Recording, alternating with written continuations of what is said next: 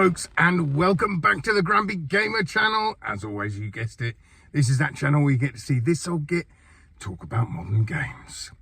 So, for today's in-car comments, wow, I'm sure you guys all saw the brief presentation yesterday by Mark Cerny about the PS5 Pro, and the first thing I see people literally complaining about and just moaning and moaning already is the price of it. So it's going to be in the UK £699. So I said I guessed it was going to be between sort of 600 and 800. So it's 700 quid. That's just the digital version. That's without the disk drive. So if you want a disk drive on it, that's, I don't know what, another 100 quid, something like that. So basically you're going to be paying 800 quid if you want the equivalent of a PS5 with a disk drive. That's it. Basically, am I worried about the price? No, it's like I say, it's what I expected, and I just don't get it why people are hating. I'm not paying that money for that console. Well, don't then. Don't. You got a choice. No one's trying to force you to buy it at the end of the day. I mean, I don't understand why people are getting so upset about the price of it when you consider most people think absolutely nothing about paying £1,200 every year for a new phone. Or every couple of years. 1,200 quid for a phone. So when you look at it like that, 700 quid for this console's not so much of a problem, surely. However, like I say, will I be buying one? Nah.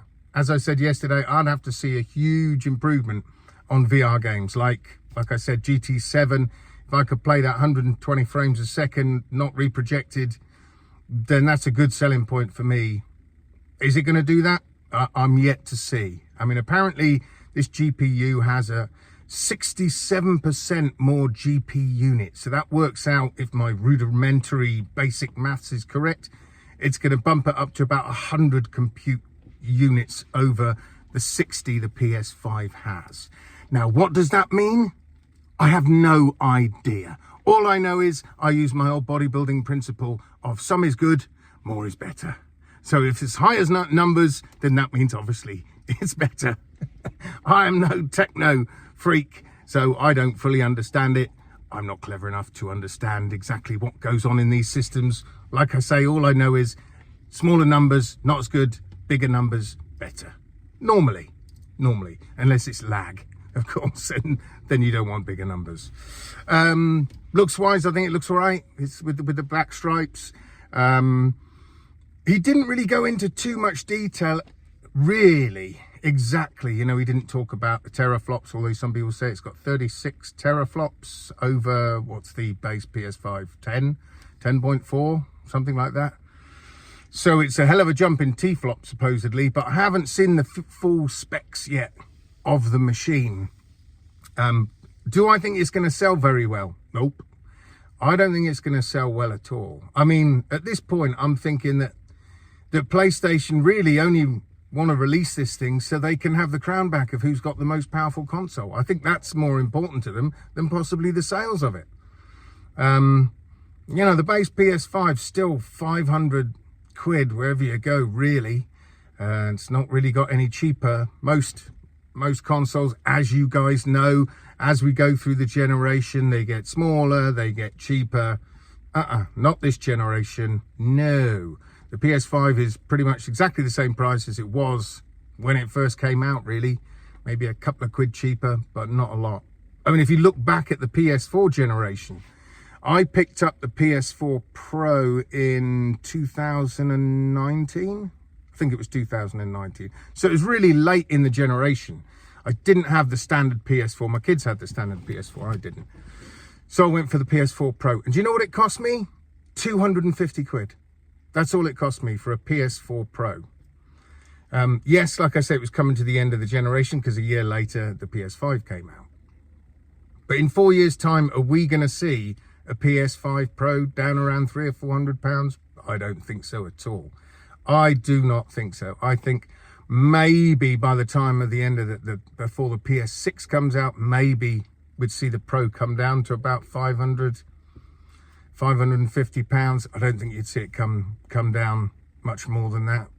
So really, for this money, £700, who's going to be buying it? Well, obviously, rich people who 700 quid is absolutely nothing to them. Yeah, rich people will buy it. And I would say a lot of YouTubers who earn their living from making content about gaming, I can see them buying it. But as for Mr. Joe Soap, no, I just can't see it. It's not a big enough jump, I believe, from the base PS5 to the PS5 Pro. Again, if you look back at the previous generation, when the PS4 came out, games were running at like 1080p when that machine first came out, and there was no 4K tellies around. People didn't have 4K tellies. But halfway through that generation, that's when 4K tellies came out.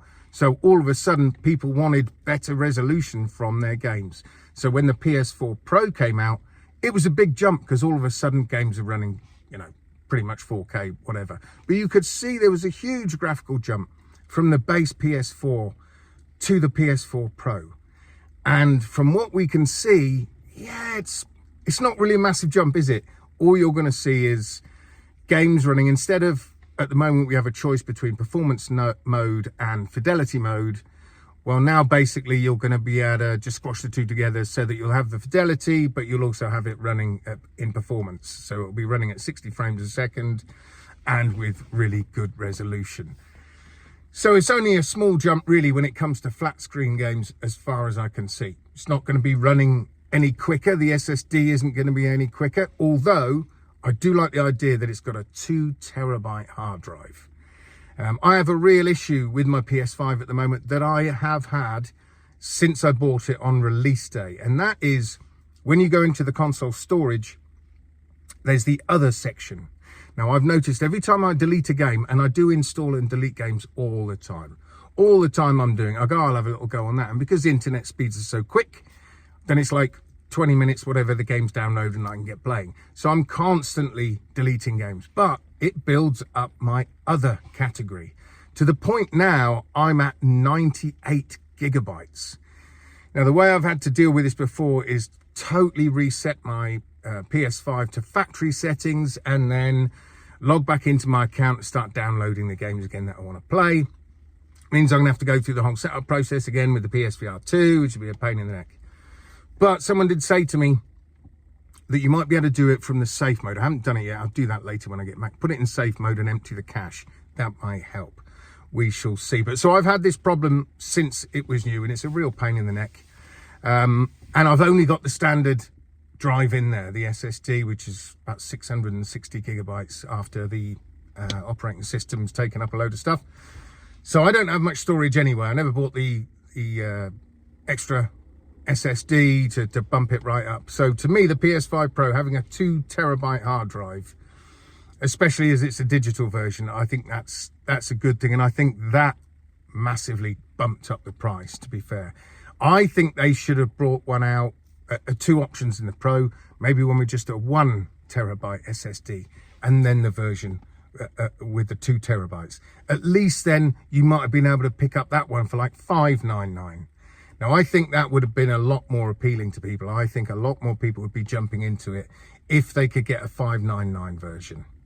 That would make more sense at the end of the day. Anyway, folks, these are just my thoughts about the PS5 Pro.